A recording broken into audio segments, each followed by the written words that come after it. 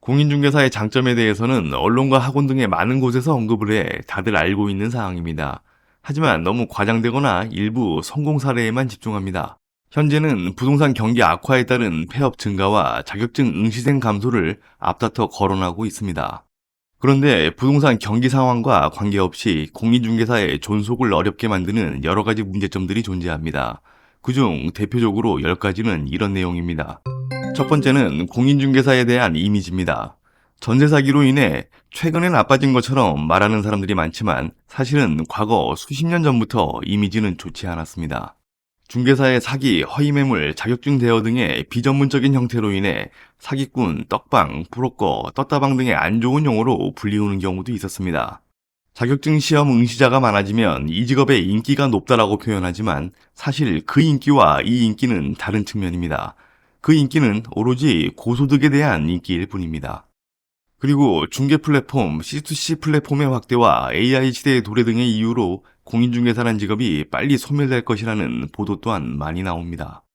현재 공인중개사의 비전문적 이미지를 반영하듯 당근마켓의 부동산 거래만 보더라도 올해 부동산 매물이 37만여 건이 게시되었으며 그중 3만 4천여 건의 거래가 성립되기도 했습니다.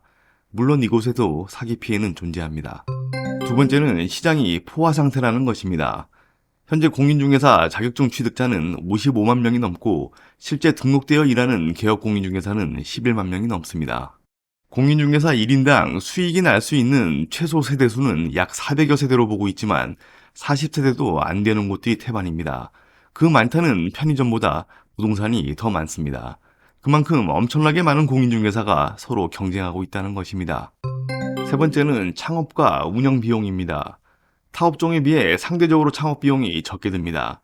이게 장점인 양 설명하는 분들도 있지만 단점 중에 단점으로 작용합니다. 1, 2년 공부해서 자격증을 취득하고 적은 비용으로 사무소를 개설해 시장에 진입할 수 있다는 환상을 심어주는 곳들이 많고 막연하게 이렇게 개업하면 되겠다라는 생각을 가지고 공부를 시작하는 분들도 있습니다. 하지만 실상은 완전히 다릅니다. 부동산 사무소도 입지적인 요소는 고려하지 않을 수 없는 게 현실이기 때문입니다. 그리고 제대로 정착하기 전까지 운영비는 최대 난적으로 작용합니다. 영업 형태와 입지에 따라 다르겠지만 높은 월세와 많은 광고비를 충당하다 끝나는 사무소도 많습니다.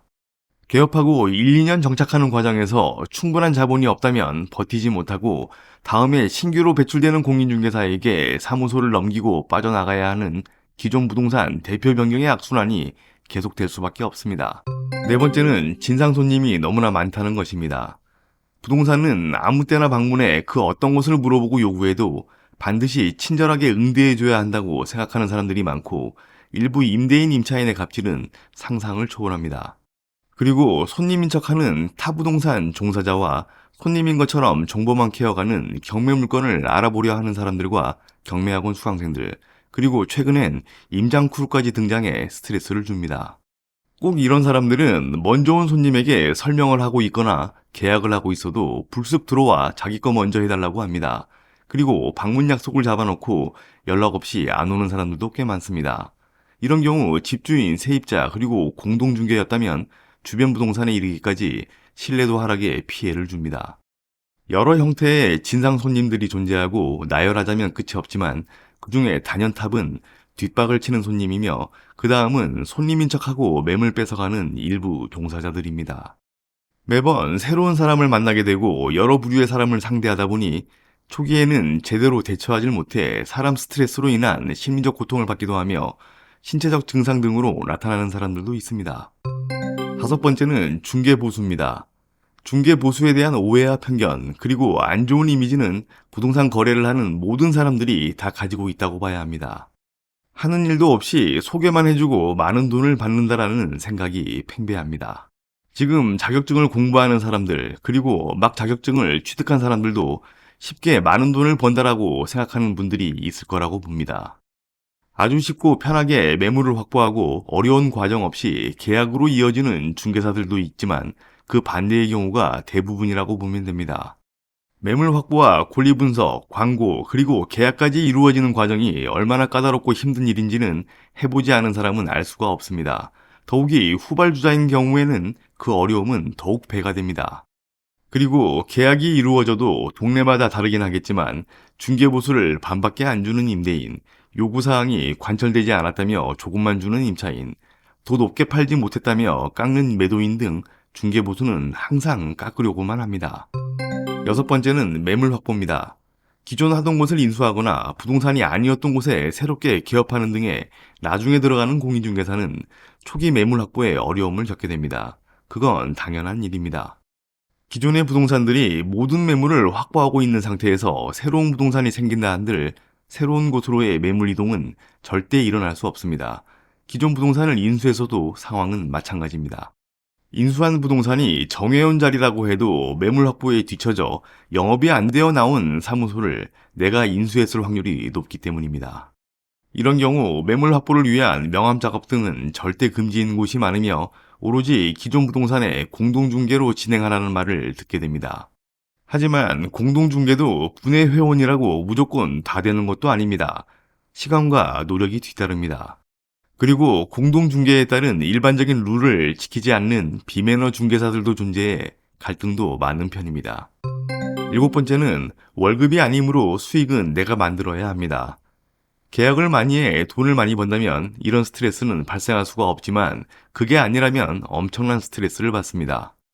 매달 비슷한 수익이 발생하는 것도 아니며 월별, 계절별, 그리고 정부 정책과 시장 상황에 따라 수익이 상승과 하락을 반복합니다. 여덟 번째는 워라밸이 없습니다. 물론 경험이 많고 계약을 주도하는 입장이 된다면 조절이 가능하겠지만 경험이 없는 개업 초기에는 휴일에도 나와 일을 해야 하는 경우도 생기며 점심시간, 늦은 저녁 등 시도 때도 없이 걸려오는 전화에 힘이 빠지기도 합니다. 아홉 번째는 법률적 책임은 있으나 권한은 없습니다. 현재 관련 법규가 많이 정비되어 임대인의 정보 제공과 공인중개사의 확인 의무를 강화하고 있습니다. 또한 허위 매물에 대한 대책으로 표시 광고에 대한 규제도 강화되었습니다. 중개보조원들을 수십 명 고용해 허위 매물 광고를 전문적으로 진행하는 일부 계공들과 비정상적인 미끼 매물 광고를 진행하던 일부 계공들로 인해 정상적으로 광고를 올리던 수많은 공인중개사가 복잡한 규제에 맞춰 진행해야 하는 상황이 벌어졌습니다. 규제 중에는 반드시 설명해야 한다라는 규정은 있지만 반드시 설명을 할 수 있게끔 상황을 만들 수 있는 권한은 따로 정해놓지 않은 것도 있어 갈등의 소지가 다분하고 공인중개사를 어렵게 만듭니다. 그리고 최근엔 오로지 공인중개사의 책임으로 돌리며 소송으로 이어지는 일들도 증가하는 추세입니다. 열 번째는 마인드를 완전히 바꿔야 합니다.